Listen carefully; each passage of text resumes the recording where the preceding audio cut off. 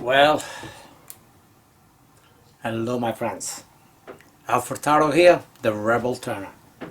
Welcome back. Last week, when turning that vase, that was eccentric. That was going all over the place, crazy turning. I said I had a real special turning to come up that I could not wait to get done.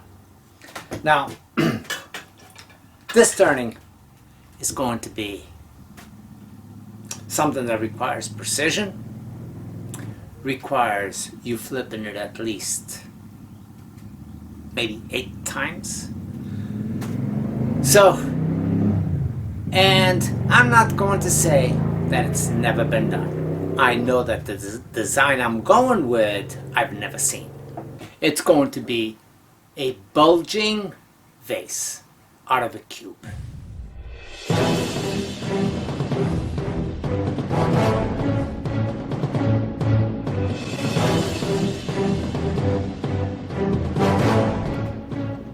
Now, I got a cube over here. I don't know exactly the dimensions, but if you got something a little bit bigger or a little bit smaller, better. And if it's a little bit taller, probably even better. But it's what I had in stock. But this one happens to be 4. It's not true all the way around. It's 4 inches this way, 4 1/4 that way. Ideally, we're going to start with something that's square all the way around. 4 inches, 5 inches, whatever it is that you got. But in all sides, and then a little bit taller than that. I'm going to bring you down to the lathe so you can see exactly what I need to be doing. So here's what I'm thinking that's going to be happening with this piece. It's going to be mounted from this end, it's going to be mounted from this end, it's going to be mounted from the 4 sides over there. And one of them will be twice because you have to take care of the bottom issue. So the very bottom piece, and it doesn't matter which one it is right now, so I'll just use this one as a reference, will be trued up. And the first thing I will do is make a tenon in the middle over here. So no matter what, this will follow through as a square. And it's important that you start off with a fairly square piece. So when you do this and you come all the way around, you're meeting up all the lines. But this line is really only a reference line just for my own satisfaction, but it's not going to necessarily be exactly where it's going to cut because the lathe will determine that. You put it through, you cut it all the way around, you're going to end up the same way. But you are going to need some sort of a reference point somewhere here as the middle. Now here is where maybe I don't give all the options of what you can do to get your centers. Now, you know how to get a center. And I don't think I need to teach you how to get a center. But anyway, if you need to measure it, if you need to cross-reference, if you need to use a tool, whatever you do, you set up your own way. Me, I like doing this. I just use the back of my finger as a guide and roughly guess where I think center is, which, let's say I think it's right there. Maintain that same hold on your pencil and you're writing your finger the same way all the way around. And then the difference that you end up with, I don't know if you can see that, but I got a line here, here, here, and here. The center is the smack center of that little square. So that's where I want my center to be. And I'm going to make a little indent. Don't bust my chops what I'm using to make an indent. It's going to be just something that I have at hand. I don't need to do anything special to please anybody. That's my center point over there. I'll keep that in mind. The back side, I will do the same thing, which I already did, but again, whatever you use, on this particular case, I'm using my ring finger as the guide, and the hand rides on that,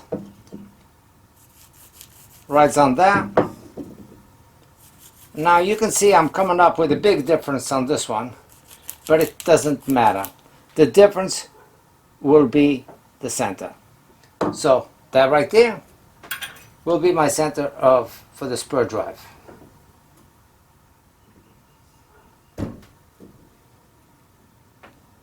Yes, use a mallet, use a hammer, use something to tap it in. I am not teaching you what tools you need to use to get from A to B. I'm basically showing you what I do and how I get there. It's your choice on how you get there. Now, I want something to happen on this that is going to be the deciding overall design. So basically from here to here, I should end up with a cube of some sort. Okay, so I'm assuming that's roughly the same width as it is diameter. And again, I'm using my finger as a guide on how much I'm going with this line. Oops. But this line is really, again, not super important, but it's a guide. And I just need it on the edges. Because what's going to happen is when I'm doing this turning around from all the different angles, the cube itself, this cube that you see here, will end up being this size, not this size. This size is for what's going to happen on the edges on this. And what I'm thinking of that's going to happen is basically on each side, once, depending how I have it turned, I will turn this down all the way up to this line, and I will leave a bulging shape in the middle, which is the outside edges of some sort of a bowl. It will probably be, okay, can use dividers or something like that, even though I don't have a center point, but I'm going to need that center point again. So center, center, and this one I'm going to estimate it to be right there, so center right here. And let me see what I got for this. And once I set this up, this divider, that will be the size that will go all the way through on all sides. So basically I got a circle right over here. Out of this circle, what I wanted to do is come up and make some sort of a vase on this. So you can see what's happening now. This is going to be the cube. Maybe a little more, maybe a little less. So this is just roughed out. The cube, this bulge will come out on all four sides, and the neck will come up out of the cube as well in the center. So the size, depending on the design you're going with, depending on what shape you envision, this part over here of the cube will follow up, but in a conform measurement that would make sense, that if you were to take it out, they would meet. And not have something like this and all of a sudden, you know, something that's completely separated, or something that would be way too big for it to even intersect with this. So with that, I'm going to rough idea of what the top of my piece is. Okay, I already established a center right here. So right here,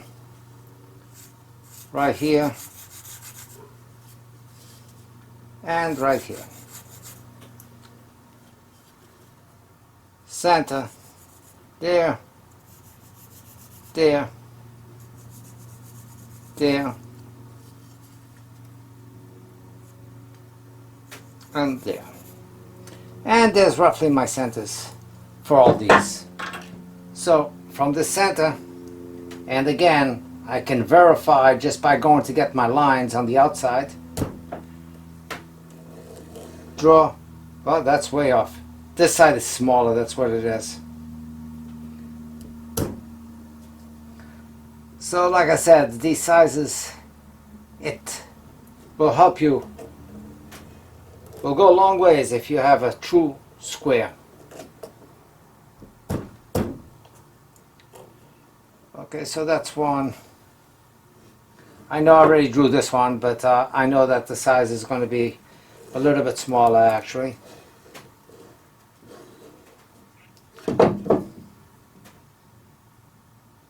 And these are only reference lines. They're not set on stone. It's not like it has to be there, but it will give you a little bit of a guide, more or less, where you think you're going to end up with.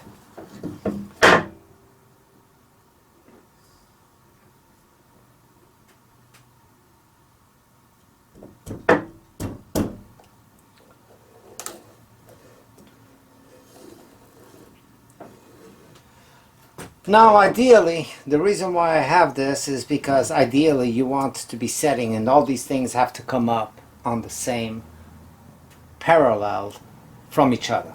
So it's would not be a good thing to have one up, one down. And it doesn't matter whether if I make the tenon first or anything else, or I shouldn't say it doesn't matter. The thing that you should do, and that's the thing I'm going to do, is probably work up the neck area to take some of the weight, because if I put it on the way it is right now, this is going to be very heavy over here. I'm not going to get the speed that I need out of this. It will work once I'm this way, but since I have to turn it from 4 sides this way, I'm going to remove some of the weight out of this by setting it up first this way. And I do have a mark there, okay?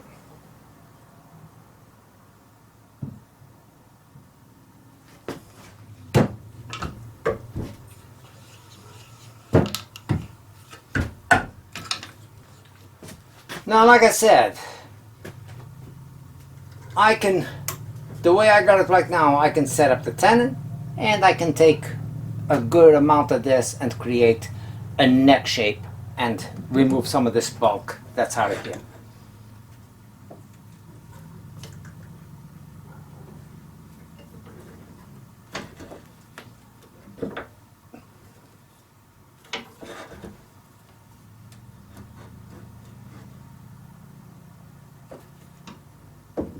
Doing this to verify my corners, and I know they will not be true because the square is not true, but I want to see how I am, if I'm close enough, and I am. I'm actually not too bad meeting up these corners, about the same gap going all the way down over here, so this actually looks pretty good. So the gap, I got about 1/8 of an inch here.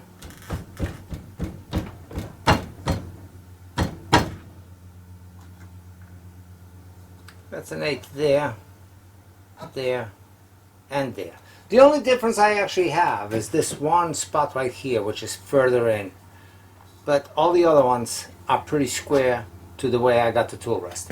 So I'm going to go in there with a parting tool, and I'm going to make this already true. I might use the skew to get me a clean cut on that edge, but the parting tool should be able to do it. Get a nice sharp edge on this. And at this point, it's going to go pretty fast. Then I'll take a measurement and see exactly where the top is, so this becomes a cube.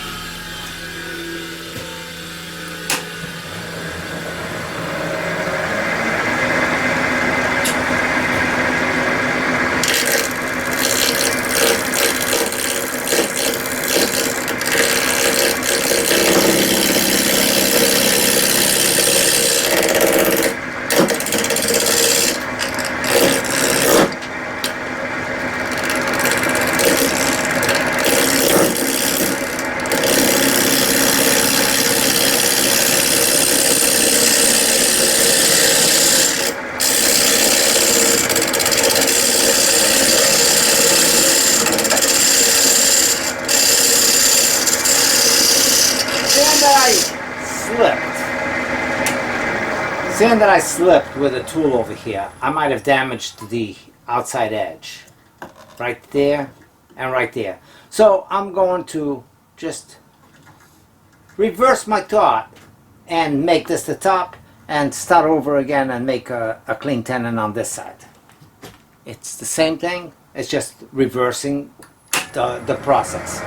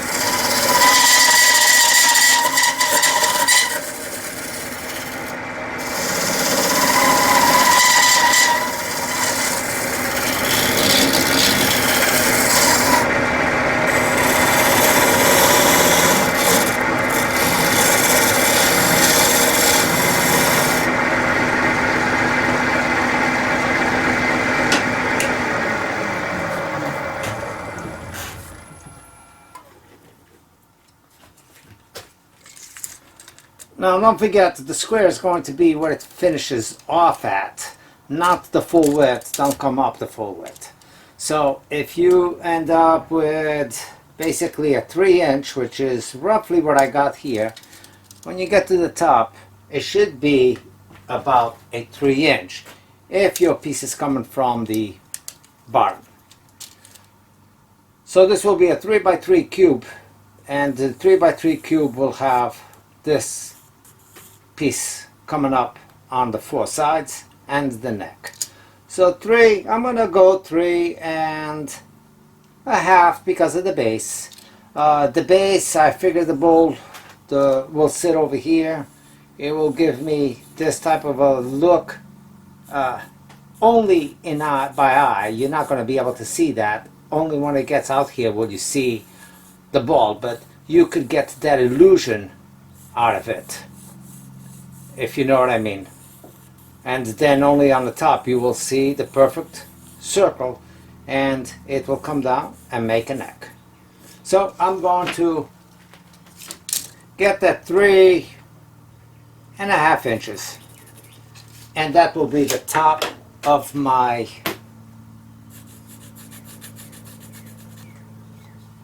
cube.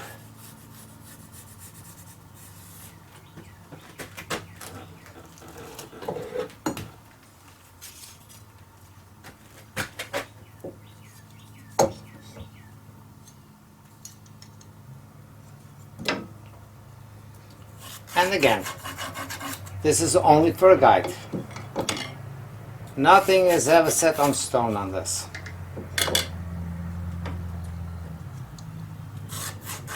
Especially when these ends are not true. So I doubt it very much if they can all meet. So you can see I'm 1/8 of an inch off. But that's close enough. That gives me a good idea of what's going on here. Then I will still take the center on this to get the 4 sides on this.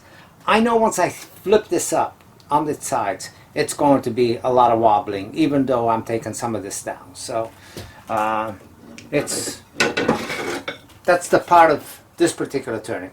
So I hope I can see that line, and I can start going in here and getting all this down till I get about 1/2 inch deep into this area, and then start shaping the rest.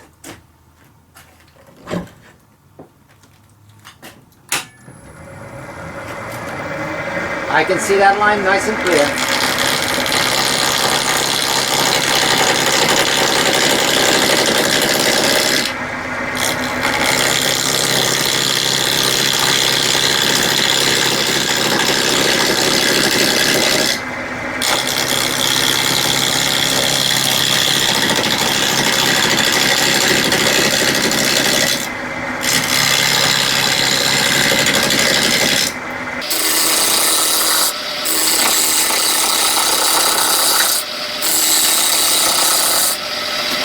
Now to keep it looking like it's on a cube, you have to go in nice and square with this cut. It has to be nice and square.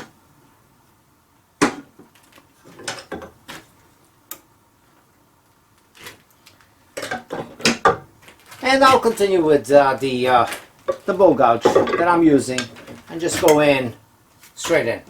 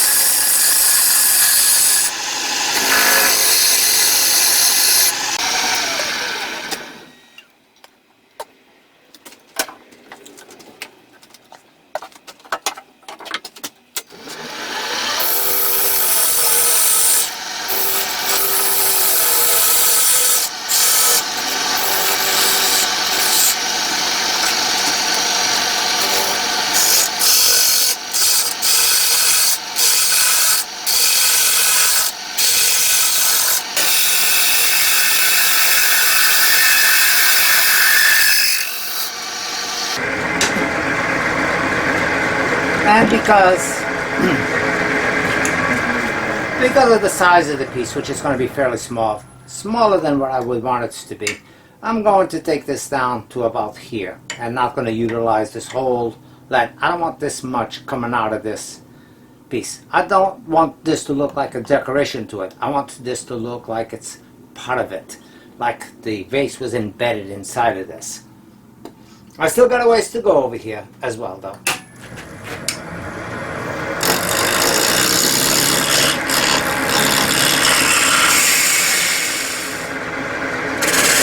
I think that's as straight as I want it.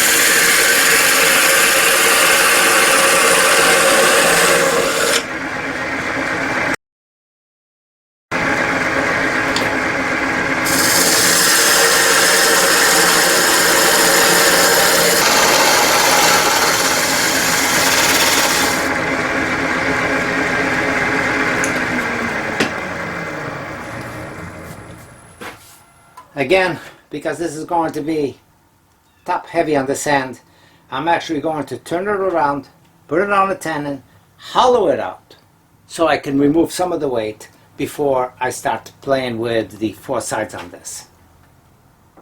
Now this side is already cut to the overall size, so whatever I got here, that's going to be the size that I got this way. Even if I'm a little bit narrower than I am taller, but it's going to be somewhat fairly close to those dimensions.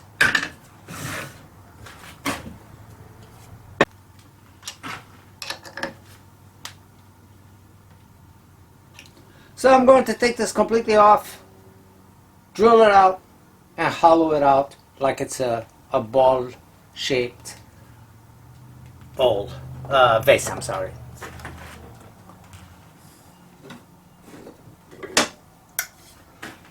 And just going to chop away at that. Nothing very neat about it at this point.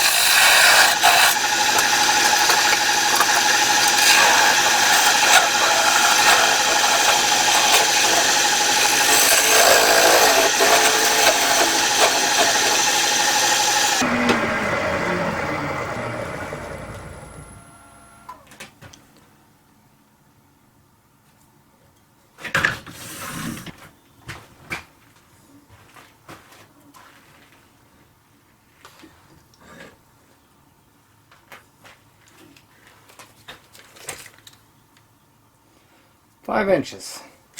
Right, gonna bury it down all the way up to the chuck.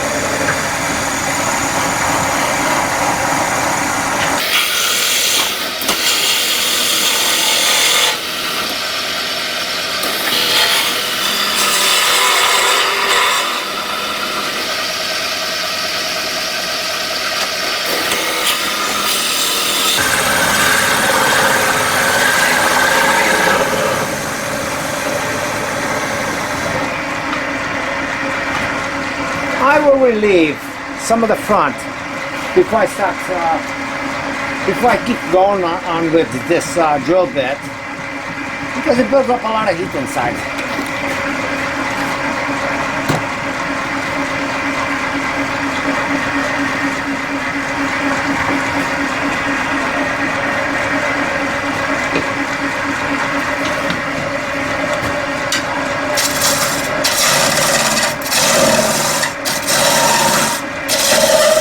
And I'm using my 3/8 single dot.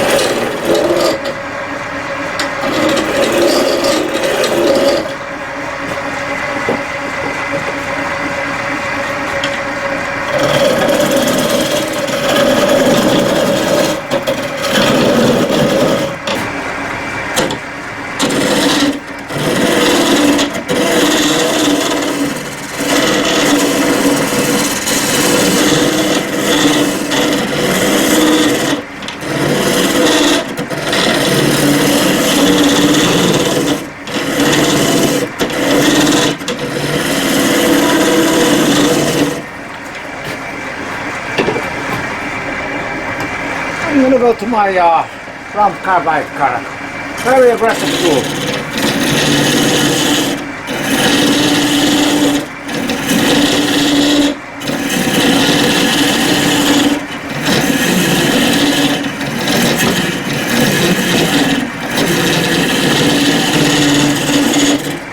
And my good friend Wagner Potter sent me this. Amazing people. The wood turning community are just the best in the world. There's no better.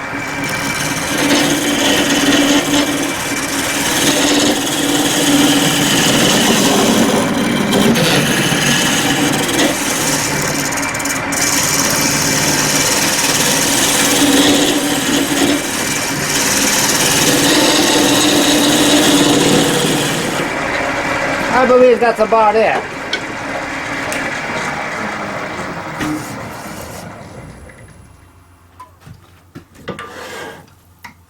Now I really should also be sanding this, although this side I can still get back to it, but I do have to sand some of these as I go along. So far I got the mount, I got the base. It's time to start going on the four sides to this. And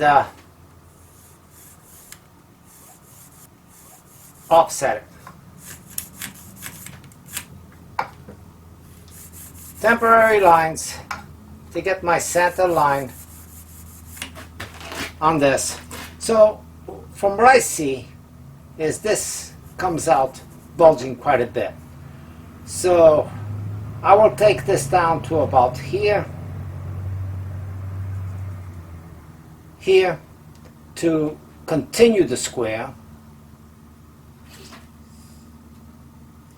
and the bulge on this side. And what I was referring to, making sure that you make it look like it all belongs together, is if I close this circle too much over here, it's going to look like this neck does not belong to it. So this ball has to come from up here, like this. So it somewhat looks like it's connected to that. And this is going to make it a little bit of a challenge, if I'm not mistaken.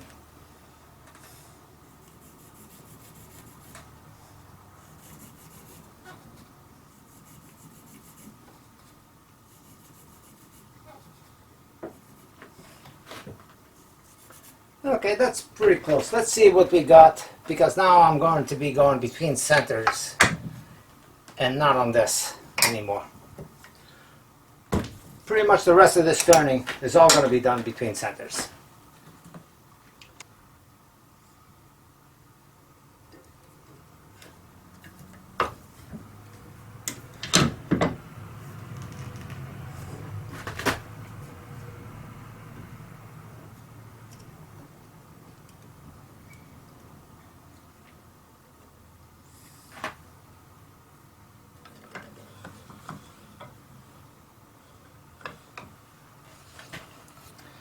These walls have to be parallel.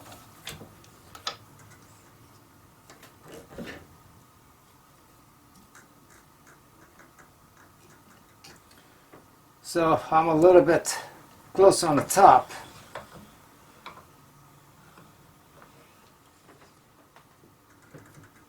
There we go. So I have to flatten up this side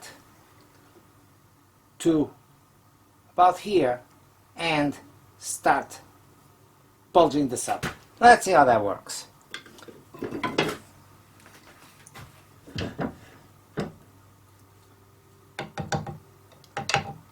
I should have enough thickness. Don't have much towards the top, but I got plenty towards the bottom.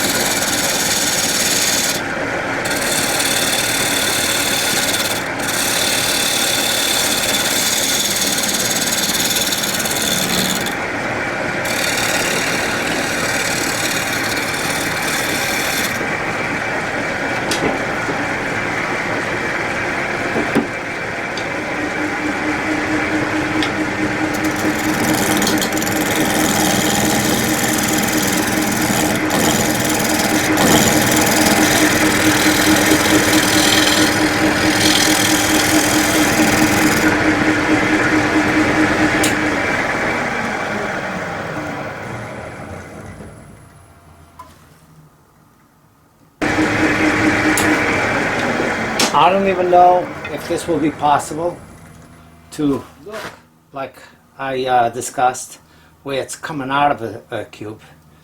Don't want to keep coming out this way, but I have to go in deeper towards here, and I don't know how this matches up. Actually, it should show probably a little bit of the cube on the top, so I have to, I'm assuming or thinking that I'm going to have to finish this inner circle of this piece right about there, so I can end up with a flat part of the cube on the outside. So let's see what that does.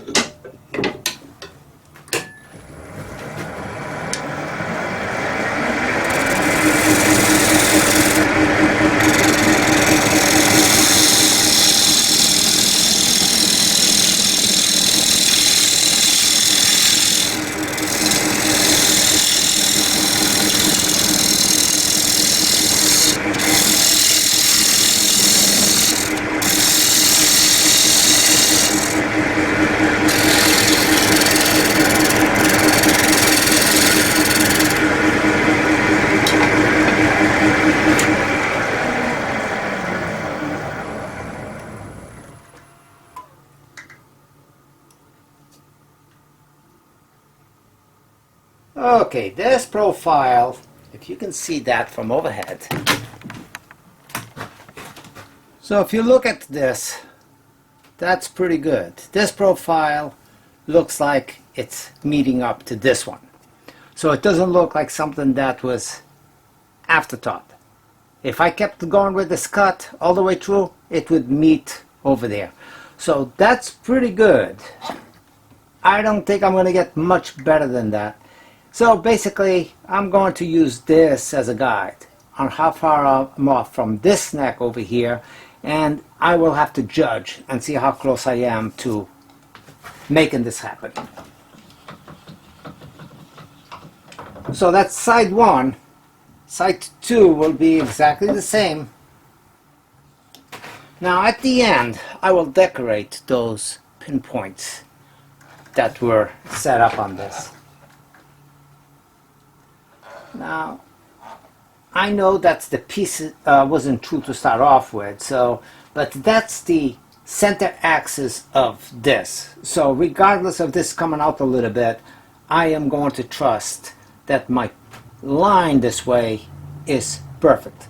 So I will true this up, like I said, and start creating the upper part of this. And the ending point for it on this side is here. It's here on this side, so I don't interfere with that, and here on this side. So that's how much of the cube is going to maintain. Can't mess this one up now.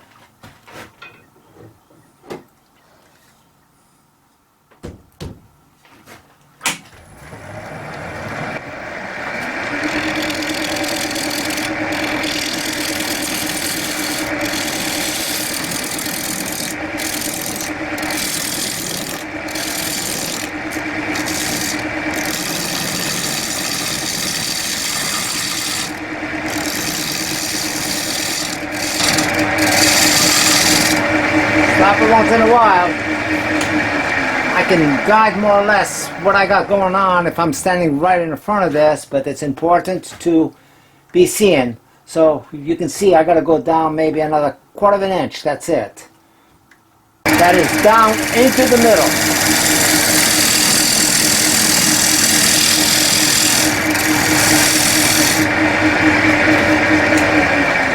That should be the bulge of the other side of this bowl right here. Just a hair more. And I gotta go in 1/4 of an inch deeper on this.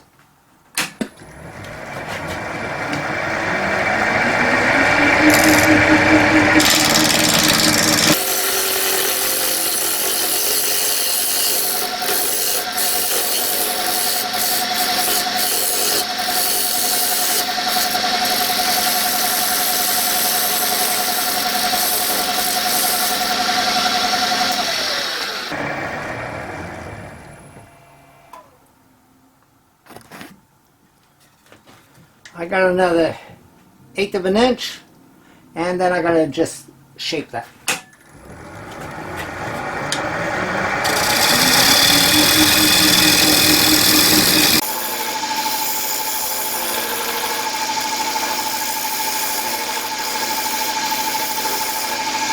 Gotta stop it frequently because this is the type of turning you gotta see where you are. It will be very easy for you to into the neck of this piece without wanting to. One more cut.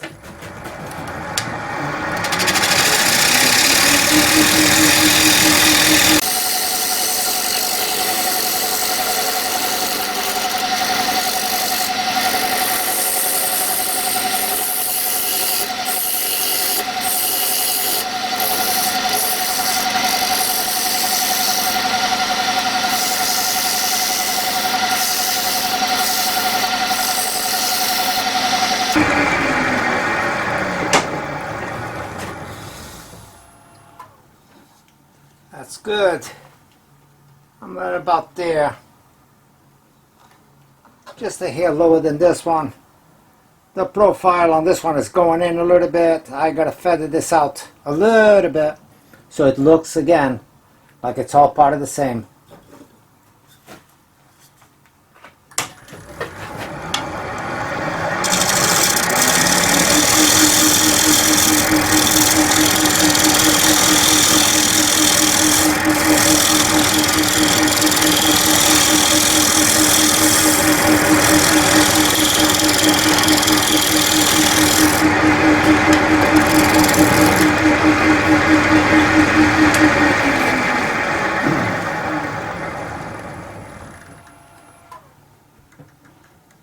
That's not bad. And I got the same distance here. So now turn it around again and do the opposite side. The piece is pretty parallel. I am fairly happy with that. I'm so close, but yet this side is just a little bit lower than this side. So make a little adjustment by bringing this to the back side, not reflipping it, just bringing it to the back side and just clean up a little bit in the depthness of this. Just a touch. Probably would not have to do anything to it, but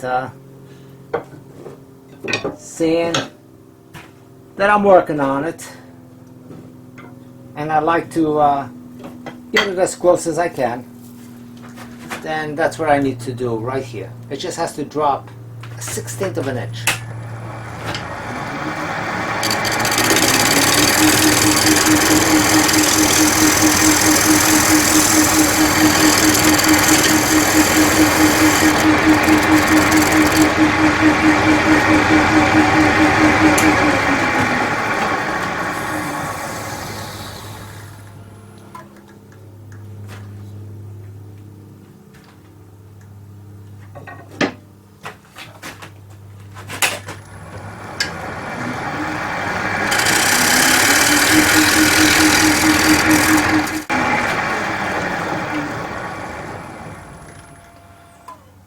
Okay, and I think that's pretty good. Now, it's very critical that I come up exactly the same lineup.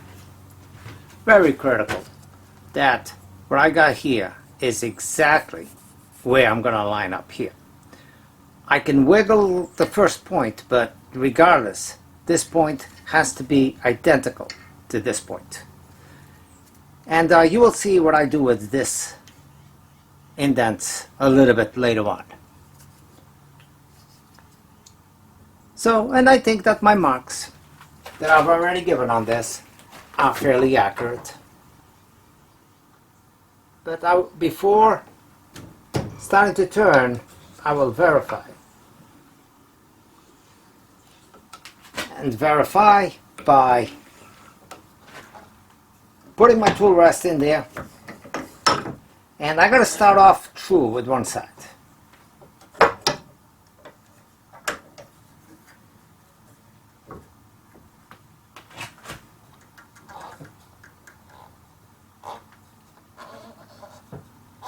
That is darn good. So, because I know that I got to keep that 1/8 of an inch, and if I follow that line, I should come up with that same 1/8 of an inch there and there. So that's how much I have to take off here.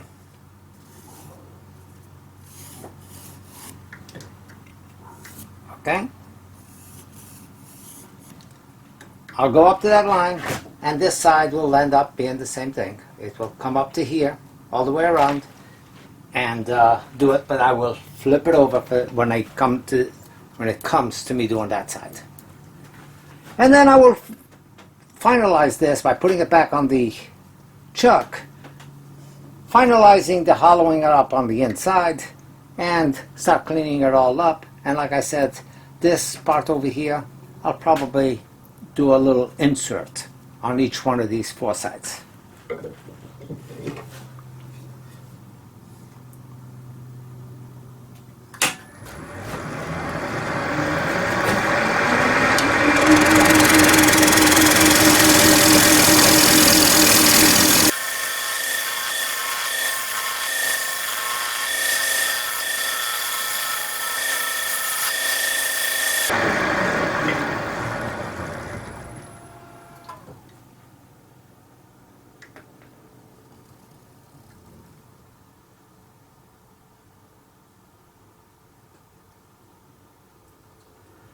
Okay, I am a little bit off center this way. I was afraid of that. So hopefully I can still straighten this out. This circle has to push over that way a little bit so it evens out. I have still a little bit of room, so I might be able to fix it.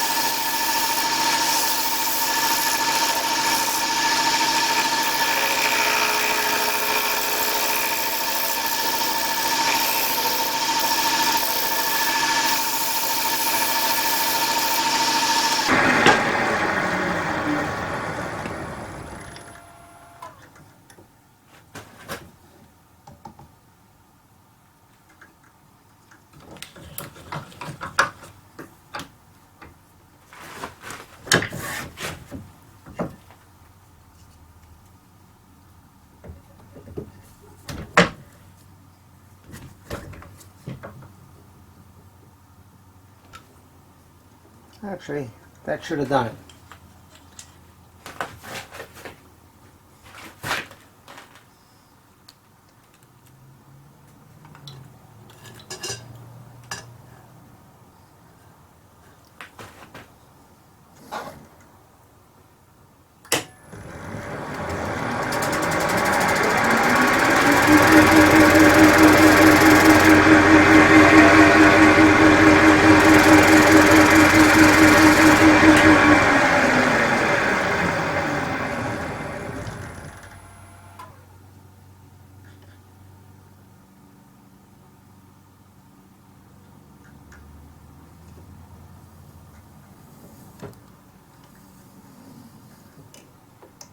Okay, that's it.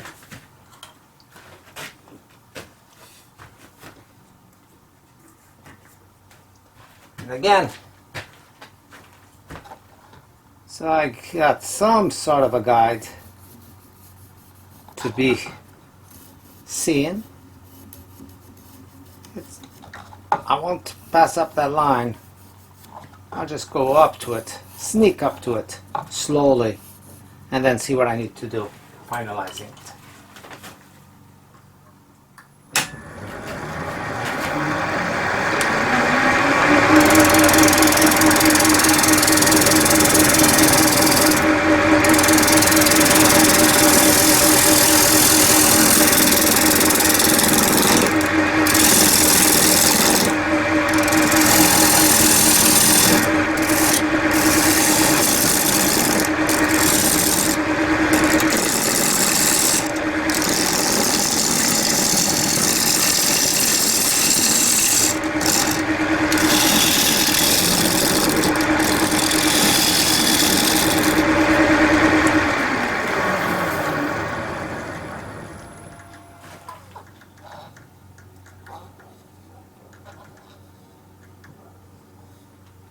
good on my spacing, just a hair more, and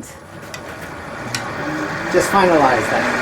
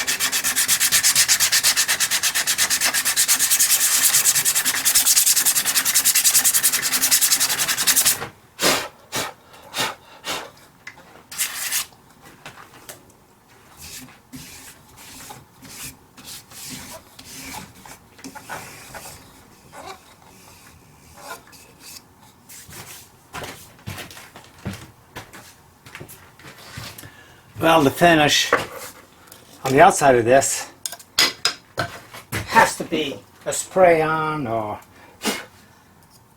a brush on, a wipe on, but it cannot be a speed buff. So it cannot do the Yorkshire grit or OB shine juice for that matter. So the choice for this one is lacquer, and I'm going to put a coat of lacquer first, then I will tackle what to do with these little points.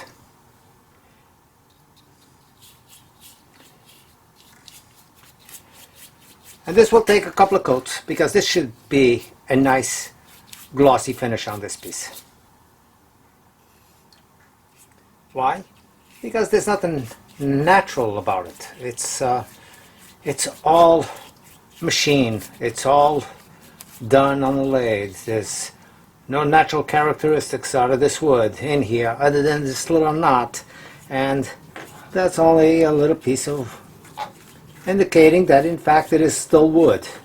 And I like this going through here, the neck area as well.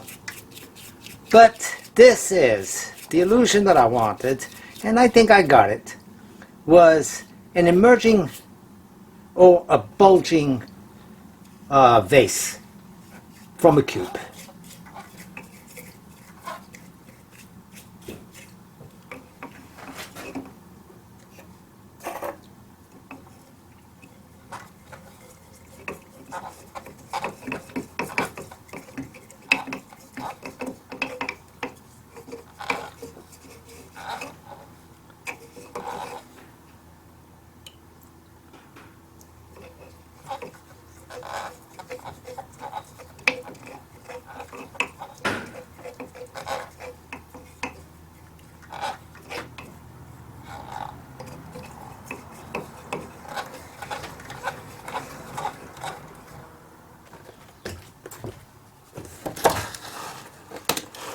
Well, anyway, for those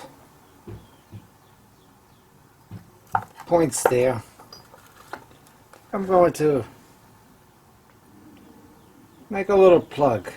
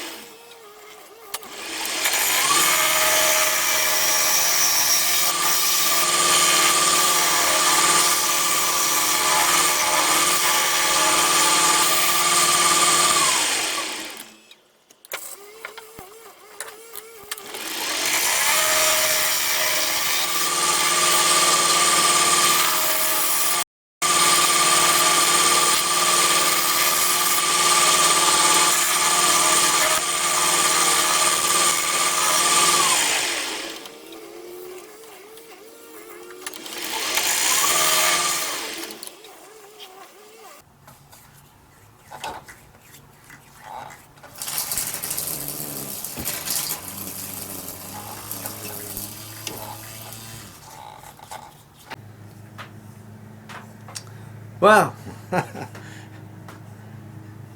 well, I'm not gonna call it an out of this world piece, but I am going to say that I am somewhat pleased with it. It did turn out more or less to what I expected, and it is unique.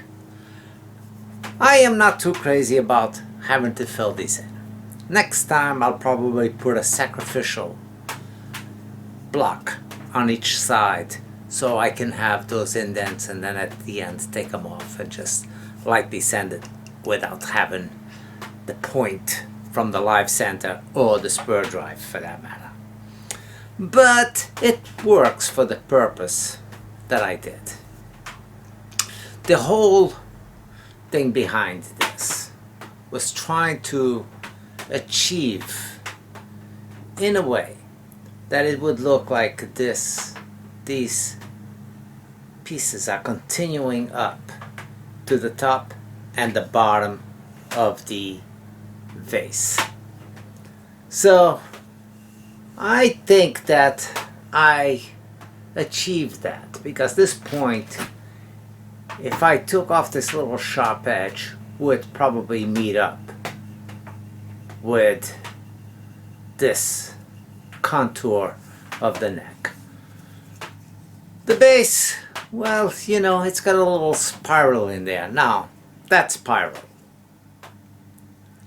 that is all done by the flexing of your tool. I reached in with the 3/8 spindle gouge a little further beyond the tool rest. So therefore it creates a little bit of vibration. And when you get that vibration, you get this type of a spiral. So this is how you can do spiraling without a spiral tool. You can even make a very flexible, sharp tool, or sharpen up a house utility knife, butter knife, for instance. And because the blade is flimsy and it's going to bounce on you, and if you reach out a little further than what you need, not when you're close to the tool rest, you're not going to get much of that, but the further you go, the more of that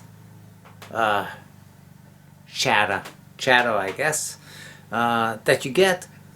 It creates some pretty interesting designs that you can do without an expensive $200 spiral tool. But anyway, back to the piece. It's okay of a piece. If I was to do it again, it'd probably be a little bit different. But I've accomplished what I came out to the shop for. Oh. And the design is somewhat what I anticipated. And again, I don't draw everything, but here's the drawing that I made when the idea first came to head. That's kind of what I drew up, the idea of what this would probably look like. I must say, drawing is not too bad. I don't know which is better, the drawing or the piece. But I know that this will get a lot of people watching wondering how it was done. And how it was done is precision. Precision needs to be done from all 4 points on this. And of course, the center. And always constant stops as what you're doing to maintain the same overhang, same profile all the way around, so everything becomes centered. It's the same profile on all 4 points, and that is the only way that you can achieve this, is by making sure that you end up with a cube and the circle in the middle of the cube. I started this off and it was just a rough sawn piece from the bandsaw, so it was not completely square all the way around. When I cut it, it was just a blank I had in here. It was not intended for me to do anything like this. So if you have the capability of cutting it perfectly square on all sides, the four sides. It goes a long ways on figuring out exactly what you need to do and where these intersecting points are going to be, rather than guessing and playing with it to make the adjustments based on it, because wherever side you were off, you had to make that small adjustment to compensate for it. But it's done. We'll see you on the next one. And who knows what that is. Actually, I shouldn't say who knows. I know what it's going to be. The crazy turning I did last week.